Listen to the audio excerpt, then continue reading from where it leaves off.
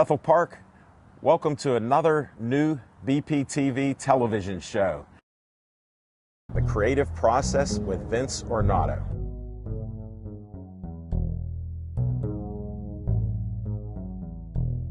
Vince is a professional Pittsburgh artist that works in many mediums. And now Vince is going to share his creative process with you.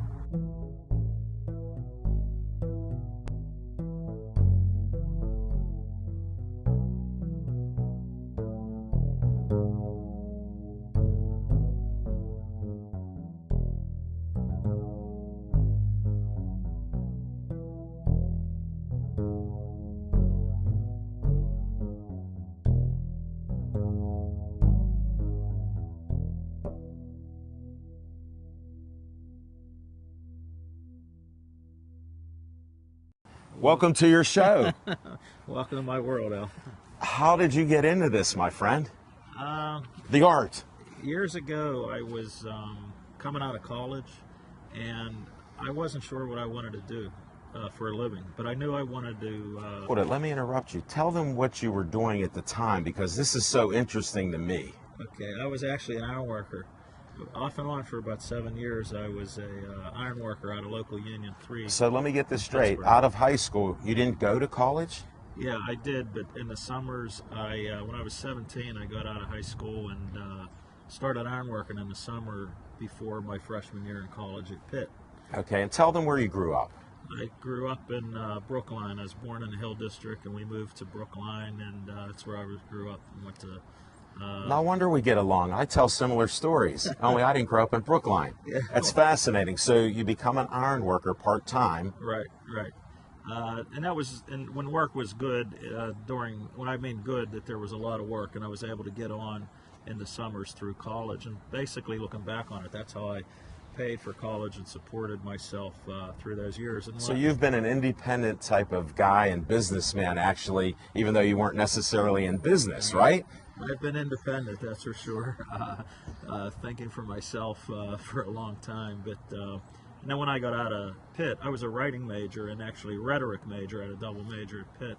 What degrees do you have? It's English writing, not creative writing, but okay. English writing and rhetoric and communication. They were my two majors at Pitt. Now, what job? Great professors. What job were you looking for after college then? I wasn't really sure. I was thinking of going to law school, but to be honest with you, I was really tired of being in school.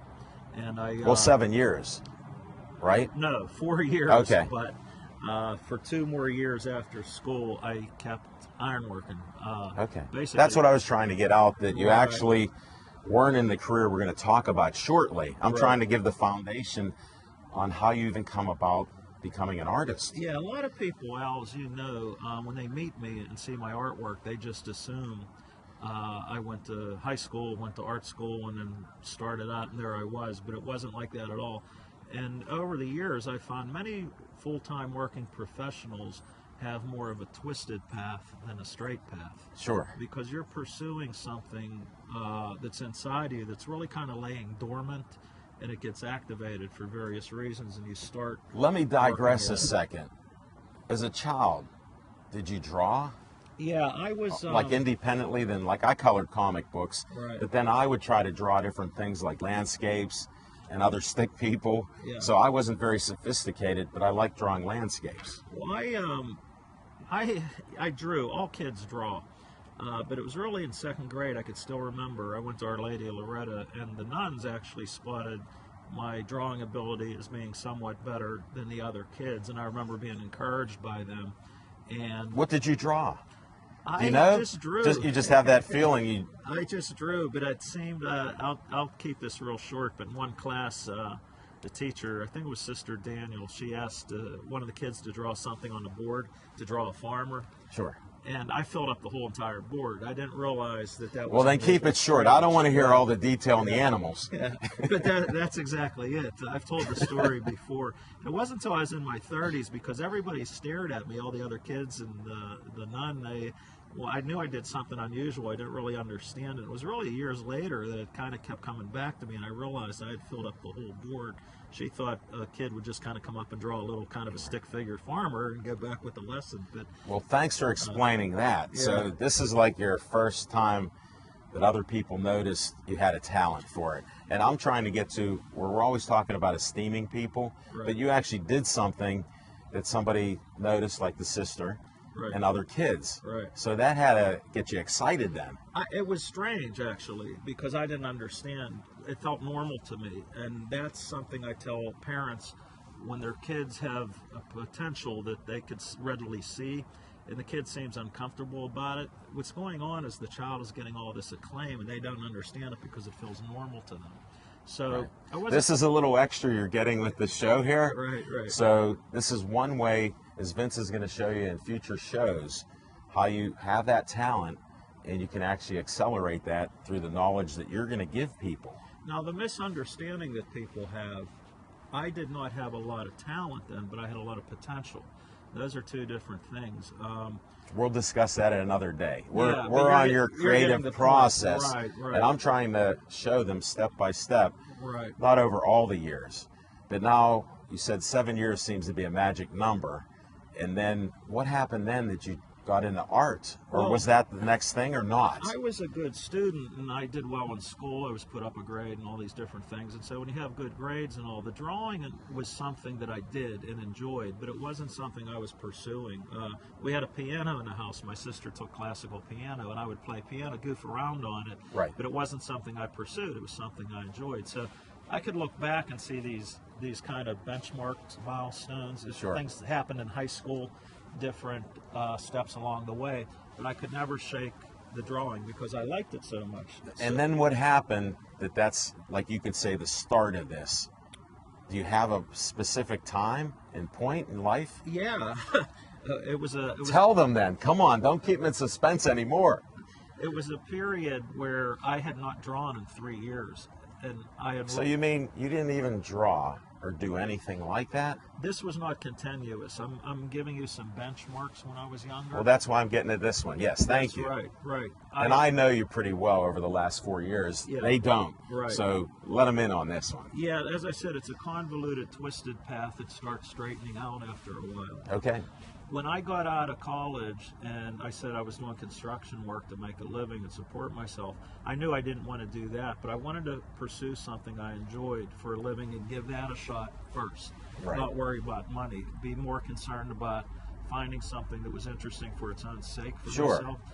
And it was obvious to me I always liked to draw. Now, at that point, I had not drawn in 3 years. Okay. And I walked into the night school at the Art Institute. Oh, so you did go to the Art Institute. Yeah, I walked in and I registered, and I had not drawn in 3 years. And when I did that, and young people cringe when I tell them the tuition, my total loan in tuition was something like $2,500, and it was Sure. 3 That's nights- their books now. Oh my God, I feel for them, I really do. But it was 3 nights a week, and it was primarily graphic design type of stuff. Okay. The teachers in the evening were working in the advertising field, commercial art, during the day. And it was a very small school and group of people. Sure, I remember back then. Yeah, and I How many were in your class? oh my God, handfuls, 10, 7.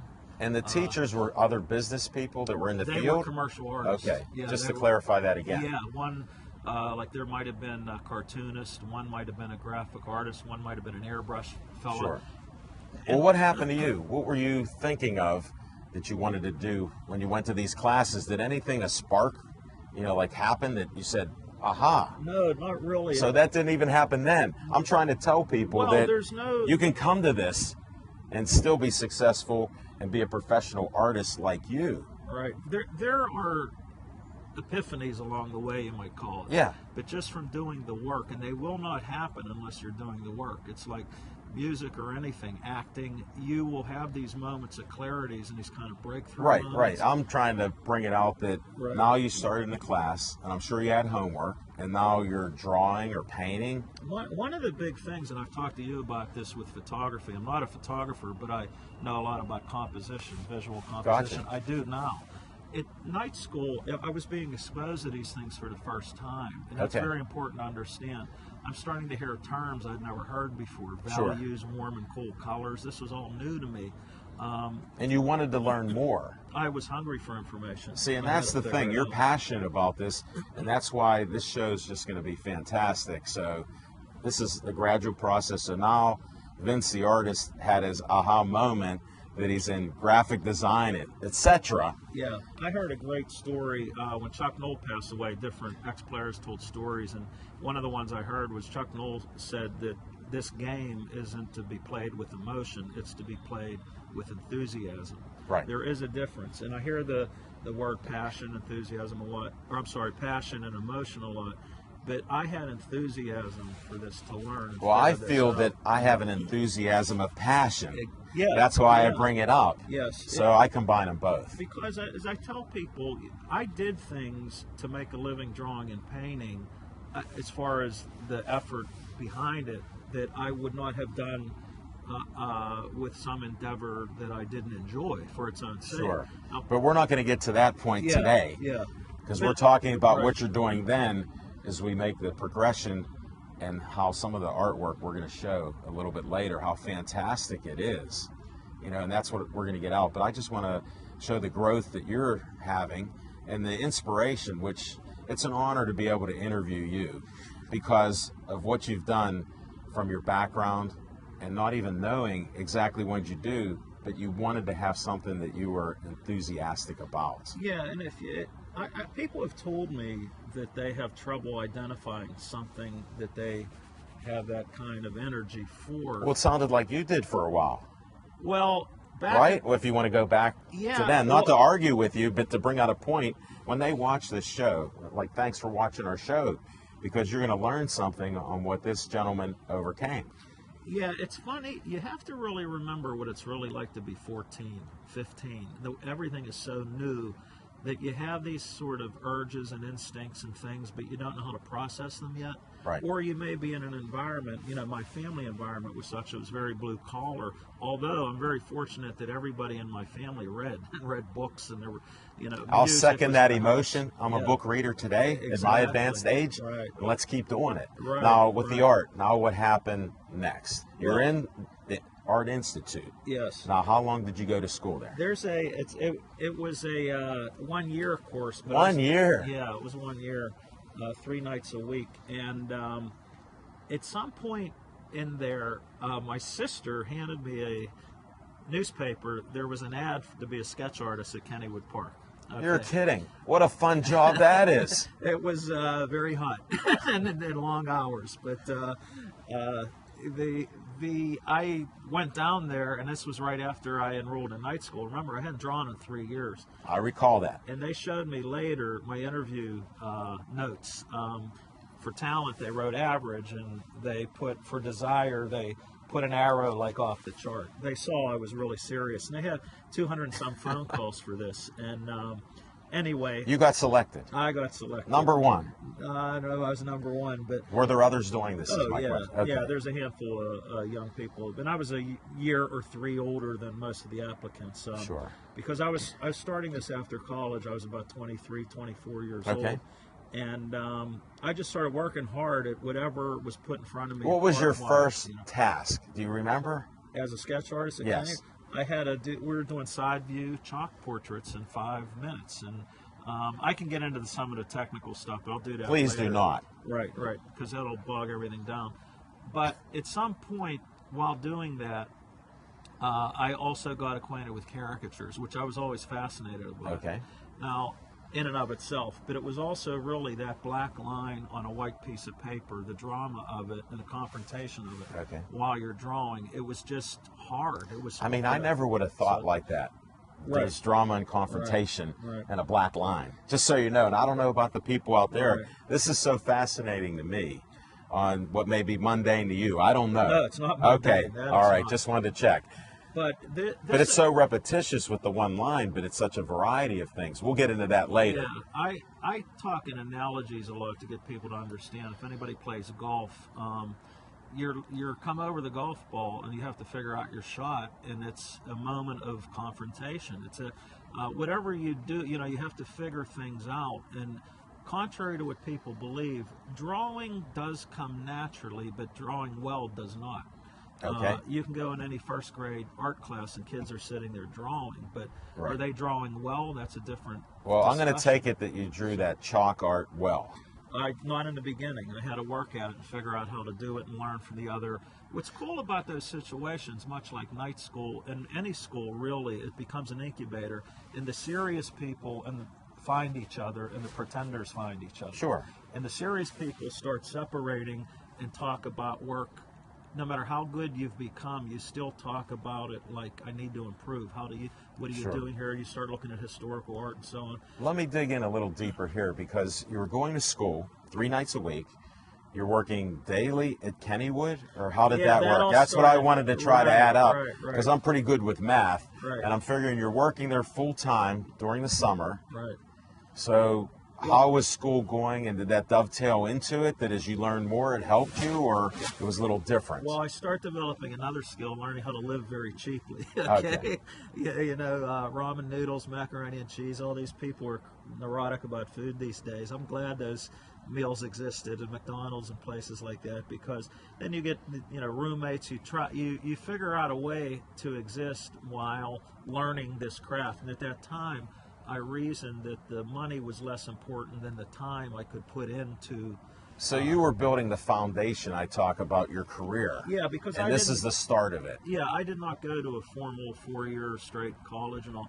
Interestingly enough, we'll get to this down the road, but who became my painting teacher when I was in early 30s, Daniel Green up in New York, he did the same thing when he was young. He realized that the time was more valuable than the money during Right. that learning period, and I needed the time to figure out how to do this. Well, let's and get improve. back to your time.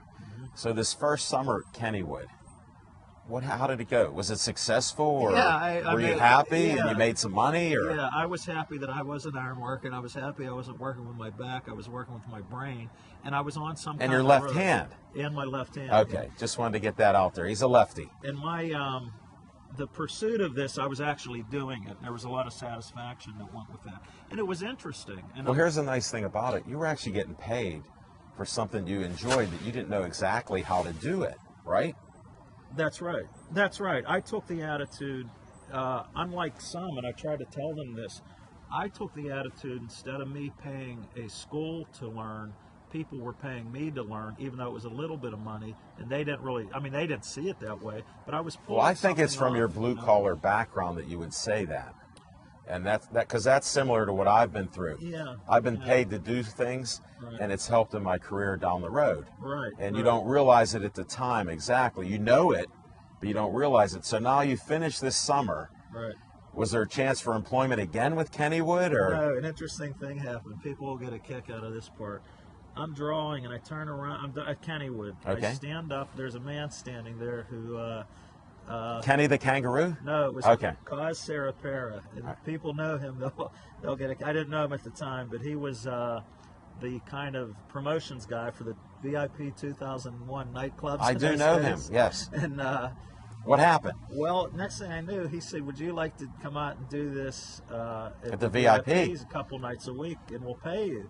And I said, "How much?" And he said, $20 an hour. And at that time, this is like 1985 or something. Yeah. For a couple hours, I wanted to kiss him. It was like that's. You chose not to, and then you worked for him. Yeah, I chose not to. But So when was this, like, This is sort of in the mid '80s. Okay. Around that time. we don't have to be exact on it, but I just want to get a feel for, you're in school, you're still going I'm to the still- Art Institute. This Yeah, is what I'm yeah, trying to tell right, people. right. You never know what path you're going to be on when you choose that, and you're getting jobs because you got hired at Kennywood. That, looking back on it, Alan, is you and I have talked about a lot of different things, but if you stay on the road, people will start appearing on that road and help carry And cause you come along. out of nowhere for Came you. out of nowhere. My cashier at the stand. By now I was. Another summer I began managing. We're not going the there yet. stand. I wanted Yeah. to find out about the VIP experience you were doing caricatures now Well, with the black when I line? first did the VIP, I was still doing Chalk. side view chalk portraits. No way. That's Yeah. why I wanted to hear what Yeah. happened, because I didn't hear the transition Well, to the black line. The funny story was the male stripper thing had started, and the first night they had me there, it was like ladies' night. So all I'm You know thinking what? I'm gonna soldier on right now, but you're actually killing me. but it was actually all I'm thinking is $20 an hour, and I'm drawing, and the girls are screaming. What color and- chalk were you using? White Yeah, well, there's or different colors? a lot of different. There's a very cheap form of chalk, pastel. It's Because really my chalk. kids use the Yeah. chalk on the sidewalk. Is it a it's- little better than that? It's a little better than that. It's Okay. called Lecter's. Actually, Lecter's, like Hannibal Lecter, but it's a known. We're not going there. Let's stay positive today. Your career is moving forward. That's right. I'm making a living. You're making a living Right. as a professional artist Right. with male strippers at a VIP. Well, that was the first night. Okay. And I'm thinking, what did I get myself into? But I'm also thinking, 3 hours, and then people started tipping me and so on. But I crossed over to caricatures, and eventually there was a When did that happen? somewhere. John Johns, who was a very renowned illustrator, and he was a president of the Art Institute. A lot of people remember him doing the Sunday magazine cover, the TV guide Well, cover. since I worked at the Pittsburgh Press, Right. I'm familiar with that. And John's work Now, was phenomenal. to interrupt you, were you done with the Art Institute at Yeah, this point in I- time? Because I want to try to do this chronologically as best we can to show people how you progressed, and they can too if they Right. watch some of this, maybe in another field, maybe in this field. Right. Well, I was done with art school. I finished night school, and John was still down there teaching. Did you become friends with him? Yes, and Okay. we worked different caricature gigs together. And he's great, and he won Illustrator of the Year one year up in New York. But he's even a finer person. He's a great guy. Right. And he would do these 1 hour, 2 hour workshops on caricatures. Did he have insights for you? Oh, very much so. Because I'm just trying to build this together, that sometimes people along your path are there for a reason. He's a good person, is in this business, and you're Yeah. actually collaborating with him. Again, he shows up on the road. Right. People just start showing up as you stay on the road, whether it's music, whether it's anything. And there are good people out there that want to help you. So since this was for Art Institute students, but since I'd gone to night school there, John, he didn't know me at the time. Right. But I did his seminar, couple-hour one class on caricatures. And Right. Looking back on it, the good teachers I've had, they're really almost teaching you more about caricatures in this case, or about Okay. painting rather than the technical. They do tell you the technical, but it's a deeper understanding of what this really is and how Sure. to approach it. Now, I could explain it to a student. That doesn't mean the student can walk away and do it. But what it does mean is when they start up again, they'll have a different principle, a different perspective than they otherwise would have. Right. Now their brain is working within that. And Sure. Now, here with you, now you're doing the caricatures, what I call it the black line, since you told me that.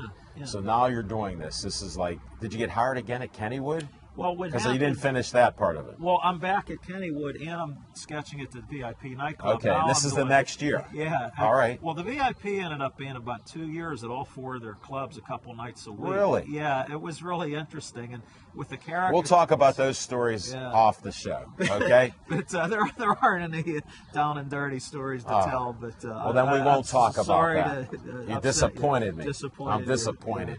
But let's continue with the art. But So now here at the VIPs, what I wanted to get to is the chalk was gone. yeah, Okay. doing caricatures and more tips. This because is I'm what I doing wanted it to get fast. to. Right. I'm sure because you've done a couple caricatures of me, Mm-hmm. and they're fantastic. And I've seen you do hundreds actually. You even did it on my Pittsburgh Sportsline TV show right. during a whole show, and people loved it. Do you want me to grab Gwen right now? Or Well, I was thinking we'd segue into what that is since you're, talking about it. If we could bring that on. Well, this. And then this is, I want to set it up. This is even more interesting than what we normally do with a sketch, or what Vince does with a caricature. Go ahead, Vince. You can go on my Here, website. how about I hold Well, it? I want to take Oh, the plastic off. You can go on my website, idrawfaces.com, and there's a lot of samples. Sure. I'm left-handed, and I did this one the other day, right-handed. About a couple weeks ago. Yeah. Here, I'll hold it You hold it. because I'll be like the easel here. It'll be the easel. But again, when I signed it in mirror reverse. My name is Leonardo yeah. D'Ornato. But it has nothing to do with being left-handed, that I can draw with my opposite hand. All artists can, but it's something you have to practice. But it's really an exercise, and I just happened to have done this the other day. I'm going to give it this. Gwen's a friend of mine, and Friend of both of ours. friend of both, really nice lady. So anyhow, Tell us about this. well, I just wanted to practice. I was up Seven Springs. I do caricatures up there. Their Autumn Fest and on How many weekends. years? About 20 years or so. All right, up we there. won't talk Yeah. about that. Yeah. No, Why that's not? great. I'm proud of it. No, it's great, but I mean, we're not going to go through each year. Right now, I'm talking about you at the VIP, Yeah. and this is a result starting have, back in those days. Is yeah, what I'm trying to get to. Exactly. So I was, we happen to have this handy, so I'm showing it. And this was done with my opposite hand. So just give you an idea what we're talking about here. We could sit that down now. You sure? Yeah. All right. The technical side Here, of I'll that. hold it. You get the plastic. The technical side of that, I don't want to get into right now. There's a lot to do with composition, thick and thin lines, and likenesses and shapes and all that. At least you didn't But get into it, but thank you for that. we're going to do we'll probably do a show just on caricatures later. But And this is our first show. this is our first show. So So this is it's- the general overview. of, Right. This is like that foundation I talk about, just Line like and with winding when you road. start paintings, you have Yeah. a foundation, sketches, and things like that. So, So eventually I was, then I went and I applied. National Record Mart was looking for, people remember National Record Mart. I do. It was right next to me at Ralph's Discount. At this point, I'm still trying to figure out how to make a living. I'm doing some freelance work here and there, nothing real substantial. But you got it as spin-off jobs from different places you were at? Yeah, just people, a little bit here, a little bit there, signs, drawings for some folks. Right. I also started carrying a sketchbook everywhere. I was drawing on site, and this is another thing about practice. I just started drawing on site buildings, people sitting in Well, malls, Vince, I got to and so interrupt on. you because you got so much information, but we're talking National Record Mart. Would you bring up one of the first things you did? Because we're going to be closing this show out, and I think this would be a great way. You know, I'm about I don't know show about and tell. the reflection here, but You don't have to worry. We got the best Dave Cable, the director of BPTV. Don't worry about anything here. And we're out on this deck. Luckily, we got clouds because you told me we need clouds, and Dave did too. The background of Pittsburgh's behind us. Tell us we got about a minute left to go. Tell us a little bit about this, your first.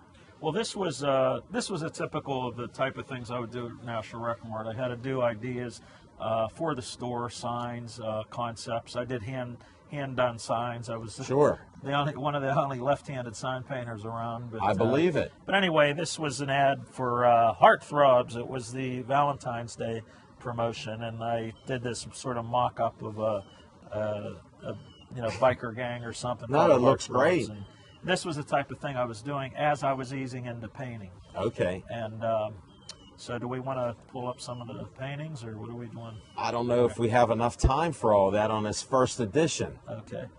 We're going to just close this out. I want to thank everybody for watching our initial show. Tell them the title and your name of the show, because this is about Vince Ornato.